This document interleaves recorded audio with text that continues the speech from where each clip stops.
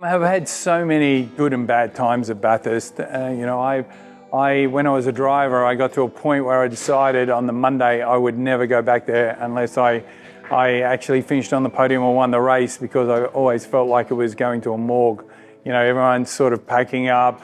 You're depressed because you didn't get a result. So, I have been fortunate enough to be on the podium a number of times up there, and I've been close. I can remember having probably one of the most disappointing times up there. We had 3 cars in the top 10 in qualifying, and I really felt, if we could just get to lap 100, one of them would be in the fight for the win.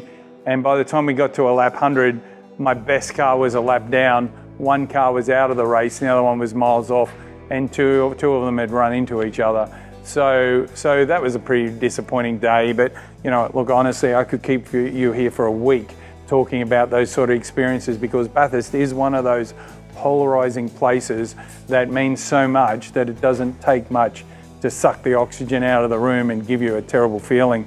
But on the other hand, it can be the most amazing place. I can remember chasing Scaife down one year and just slowly edging up to him, and I just thought if I could just get to him, I would the race would be on, but couldn't quite pull that off. I'd catch him for 3 laps and make a mistake and drop back, and to his credit, he just kept on banging away on good line and length, and I couldn't quite get to him. I think that was in 2001 or 2001, I think. It started 22nd. So, had lots of amazing opportunity. In 94, finishing second up there, 93 with Gardner, 94 was with Lowndes. So had some great results. I think probably one of the most difficult moments was with Jason Richards and Cam McConville.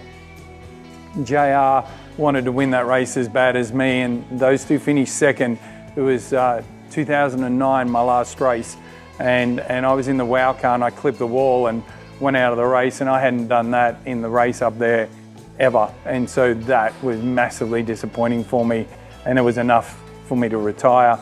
But JR was on fire, and he finished second, and I can remember saying to Garth Tander somewhere later on, he won it that year, I said to him, "You're lucky that it was 161 laps and not 162, because you would have finished in the sand or second."